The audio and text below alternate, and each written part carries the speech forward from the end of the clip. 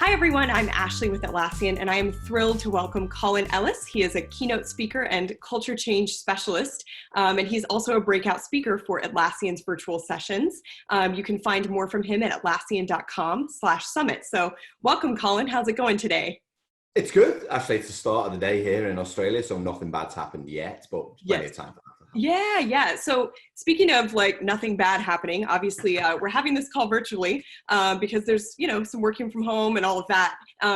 One of the things that you talk about in your session is, kind of this concept of being able to spot whether you're just having a rough time or a rough season in life, or if you're a jerk all the time. And so I'd love to hear, as a lot of us are now, working from home and maybe in a situation where we're working in a different space from our colleagues, how do we know if some of the negativity that we're experiencing or sharing with others is just due to being under high stress, or if it's because we're like this all the time? Yeah, it's a really great question, actually. And I have to say before I start is that ability to spot if you're being a jerk all the time is obviously built off my own experience when I have been that person. Yeah. I think often what happens is, and when you're being a jerk all the time, as I say in my presentation of Richard all the time, is because you wake up with a bad attitude that isn't really based on anything. Yeah. And everyone's been through kind of a lot of emotional turmoil over the course of their lives. Yeah. And yet there are some days when we wake up with the wrong attitude.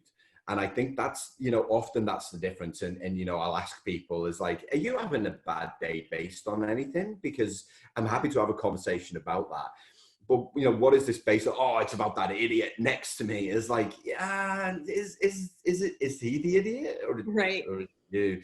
And so kind of, particularly when you're working at home and when you're doing remote working, and isn't it great that we get to test all of the tools that we've invested millions of dollars in and keep the planet safe? That's awesome. Yeah. You've really got to get out of bed with the right attitude. I recommended someone yesterday that said, how should I start my day if I'm working from home? I was like, go exercise. Yeah. Go get on your bike and go have a ride around, because gyms here are closed at the minute. Go for a walk, beautiful sunny day. Just do something to get the endorphins going. And then when you sit down, have the right attitude. And I think once you start the day with the right attitude, it's going to be a good day regardless. Yeah. What have you seen? You mentioned kind of 4 tactics for people to spot if they're having a bad day. How often, though, are people just completely blind, right? Like, this requires that I have some self-awareness that, man, the reason I feel terrible is because I've been eating cookies for breakfast and not working out. No, that's not what I've been doing at all. That's not real life, right? And I realized it's so funny you talk about exercise. I literally, last night as I was going to bed, I was like, okay, I'm not making any more cookies. I'm going to get up. I'm going to work out because I feel terrible. But I have to know what a good version of myself feels like and have that self-awareness. So how often do people just lack the self-awareness and they're just kind of blind to the fact that they're a jerk all the time? I would say probably only about 10% of the time, actually. Yeah. I think we're more self-aware. In my 30 years of being a permanent employee before I went to work for myself, I did my first year of personality profiles, which kind of shine a light back on who you are. Yeah. And I would say very, very rarely did I get a personality profile back and go, well, that's not me. Yeah. I don't do it. Like, I would get it back and I'm like, wow, that's pretty spot on. And it'd have this little thing at the bottom about all my personality weak spots, which for me were always lack of attention to detail, talks too much, those kind of things. And I would look at those and go, yeah, that's totally me. I think, and the first thing that I say in my talk is around emotional outbursts, how to know if you're Richard, is I would just have this kind of irrational emotional outburst where I would recognize the emotion, but just not do anything about it. Yeah. So I think people generally are self-aware. We just choose to ignore the feeling that we have sometimes, or we fail to change the habit. Actually, we don't work hard enough to change the habit. I was speaking to someone I think it was last year, and they were like, oh, you've had this kind of rapid rise and all this kind of stuff. And, what's one tip you could give me? And I just said, take action. Yeah. He's like, what? I was like, take action. Be committed to taking action every single day. So many people are stuck in a cycle of busy that they forget to take action. And so I think most people are self-aware, but they very rarely take the actions that they need to make sure that they're managing the emotion that they have. Yeah. Yeah. One thing you mentioned was the personality test. And I love those. Actually, we just did Strengths Finder on my team. Oh yeah. And it was so funny looking at the top 10 strengths. And as we're talking, I'm like, you will all be shocked to hear that, you know, I am this person. And my whole team was like, yeah, that's pretty much you to a T. And then obviously at the very bottom, it's like harmony, right? I am not actually, I tend to lean into the conflict and be a bit of a posture. And at the very bottom of the list was harmony versus one of my colleagues who's like very high on the harmony thing. And I was like, this is why we work well together. I come in super hot and she comes in and is like, okay, let's calm things down a little bit and have a discussion. So what are some of the tests that you've done that you have found to be super interesting or super helpful for figuring out what the best version of yourself is and what strengths you should lean into? Well, I'm a big fan of Carl Jung's work, which is a sentence I never thought I would ever say in my life ever, I've got to say. When I decided to work for myself, and having done plenty of personality tests, I always felt there was something missing, actually. Yeah. And the thing that was missing was converting the kind of science and research into something that's meaningful for people. Yeah. And then giving us the insights on how we change the way that we communicate. We don't want to change who we are unless we're being a Richard, in which case we do. Right. But what are those insights?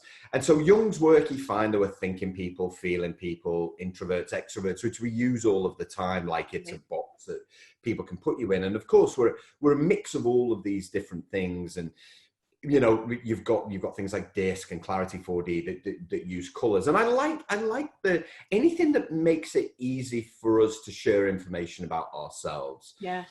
So I took Jung's work and, I talk about the fact that we have detail people, action people, and social people. Yeah. And I think if you can provide a narrative that makes it easy for someone to say, oh, Colin's such a social person, we need to get the social person to do that. Ashley's the action person, let's get Ashley to do the action that really drive. And I think if you can provide that linkage and also then the insights into communication, because we don't teach people how to communicate, we make an assumption that they know how to do it. Yeah. And essentially what you've got are 4 different styles and you have to tailor your message based on the audience that you have in order for a message to land. That if I come and see you and I kind of fluff around, Ashley, I'm like, ooh, I don't know, how are you? How your weekend? You're just like, what do you want? Yeah. Like, what do you want? You want me to be direct. I want this by this date done this way. Are you good? Good. Away you go. That's what you want. Yeah. And we just don't teach people how to do that. And so we end up communicating in our default way and alienating people because we haven't thought, another Richard thing is we haven't thought, well, what's the right way to deliver this message to this person? Yeah. Yeah. I noticed that early in my career where I was writing an email and it was a very factual email. And I had said, please see below for the action items. And then I went on a bulleted list and every single bullet I said, please do X, please do Y, please do Z. And I reread it and I was like, there's so many extra words that are unnecessary because I've said please 20 times. And so I went and I deleted all the pleases because it's like, no, I already said, please see below for the action items. Okay, just give me the action items, So even just little tweaks like that to reread it and realize it's so long because there's too many extra words, right? So it's an interesting, it's some of these things are not mind blowing. It's just, what do you actually need to do, which I think is super interesting. We have a play on the Atlassian team playbook called the My User Guide. And it's funny because it frequently gets, this type of thing gets said as like, oh, managers tell people how to communicate with you. And it's like, but peers need to communicate as well. You need to know that I lean into the work-life integration, that if I'm on the stairs at the gym or I'm coming home from musical rehearsal, I'm totally fine to answer emails or answer Slack. Versus another of my colleagues that has young kids, very focused at work, and that time box is for work versus this other time box that's for home, and understanding why he communicates that way or why I communicate the way I do. It's not good or bad. It's not that either of us are less dedicated or more dedicated. It's just how we've structured our day. That's right. Yeah. And we don't ever, when I say we, I mean, most organizations and most working cultures, actually, they don't take the time to agree how they'll collaborate. They don't take the time to share their boundaries. Yeah. And you can only really collaborate if Colin says, listen, I'm available 24/7. Yep. Or I'm available this time to this time, and Yeah. when I log on, then I'm available. You know, Yeah. I talk about this concept of being always on. Yeah. And most people say, "Oh, I'm sick of getting emails at the weekend," and I'm like, "Don't check them. Yeah. Don't check them at the Yeah. weekend. Don't send emails. Tell people you don't check emails at the weekend. You Yeah. know, don't be blaming other people when you're you're part of the problem." Yeah. Yeah, yeah.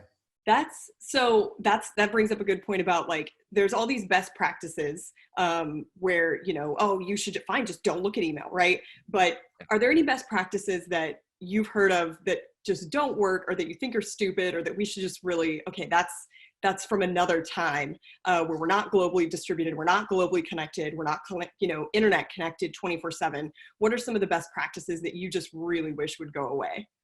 Well, the fact that we email each other all of the time about everything and copy a zillion people in, I don't even know if zillion's a number, it should be.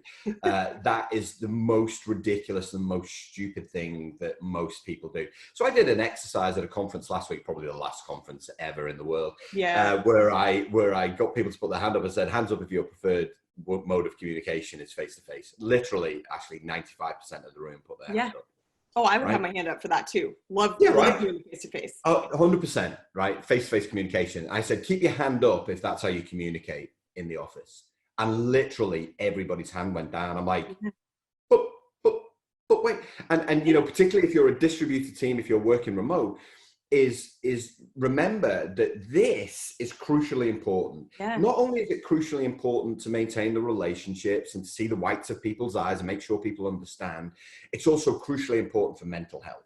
Yeah. Right? Because what we want to do is make sure that people are okay, that there's good human contact. And I know some people prefer human contact more than others. Yeah. But it's important that we do that. It's important that we hear people's voices. And it's crucially important that we don't just use all of our kind of communication tools and email, that we agree, well, how are we going to use all of the things to stay connected when we aren't physically in the same space together? Something that Atlassian do really well, Ashley and I've been very fortunate to have kind of had a peek into the way that you guys do things, is that you agree how you're going to do things. You agree how you will work up front. Every time you bring a new team together, they all sit together and we agree, this is how we're going to stay connected. And I think there's so much other people can learn from that. And it's why the culture at Atlassian is so good, of course. Yeah. Oh, that's a ringing endorsement. So thank you for that. All right, that's your one compliment. Now I'm done. Yeah.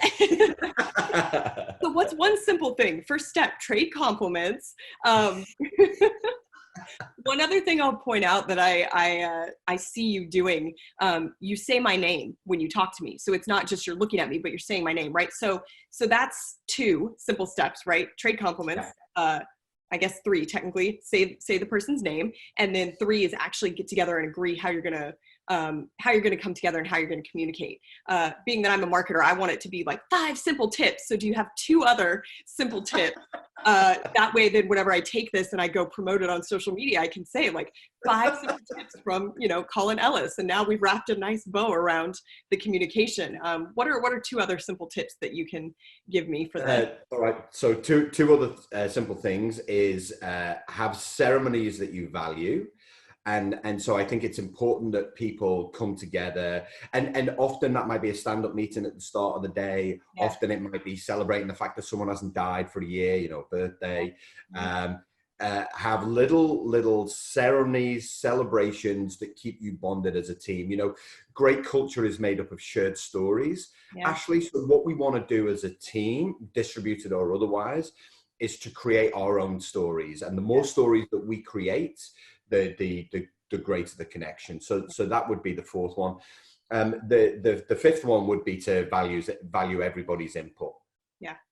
It's very easy when you're distributed, when you're working remotely, to get lost in your own head because there's nobody around you. Yeah. Is what we want to do is make sure that we still invite people's opinion wherever they are in the world. And this is where this is really, really important. Yeah. Because when we value everyone's opinion, we stop the opportunity, I suppose, for us to be telling ourselves that we're right.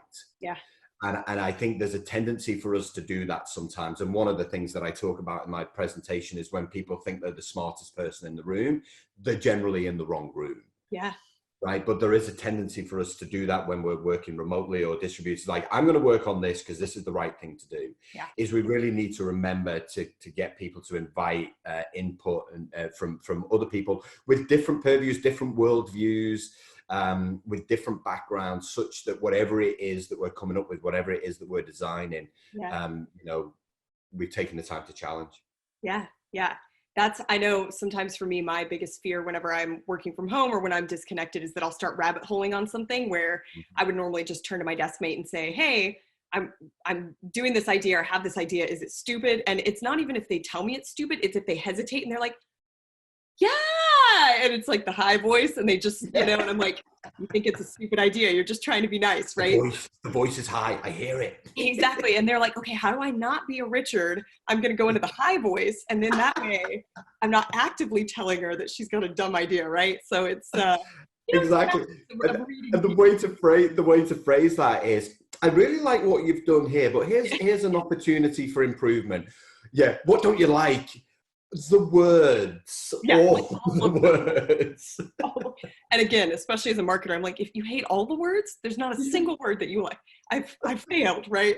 No, that's well, I must say, I was expecting to come away feeling maybe slightly bad about myself after this conversation, where it's like, how do I know if I'm a Richard? But I feel very energized and very capable of going forward. Is there any other feelings that you think watching your session might invoke for some of the people? Anybody that maybe they will be like, oh, I actually am a jerk all the time. Well, my aim with the session is to really get people thinking about who they are, what they're about, what they stand for. I talk a bit about values, the fact they provide emotional direction. Yeah. I think that people forget the role that they play in creating great workplace culture. Yeah. Ashley, and great cultures require really self-aware people who kind of recognize where they're at. I talk about being a Debbie Downer, which is obviously from a Saturday Night Live sketch. And one of the things that I see is that people find problems rather than opportunities. Yeah. Now, the extrovert way to solve this is to tell people to be positive, right? Well, actually, you just need to be positive. You just need to have a growth mindset. And when you've got a growth mindset, everything will be cool. Yeah. And that's not the way it works. The way that it works is for me to help you find the opportunity so you can focus on that. And so I always say to people, really check your language, check the way that you think about something. Ask yourself, is there a better way? So before you find a problem with something, ask yourself, is there a solution that I can come up with? So, the intent is to really give people the knowledge of what it means to be self-aware so that they can be a good human being that other people follow. And together they create this vibrant workplace culture that just gets the work done. Yeah. Yeah. I love that. Well, Colin, thank you so much for taking the time, getting up early in Australia, bringing so much energy. I love it. If you'd like to hear more from Colin and other great speakers, check out Atlassian.com/summit.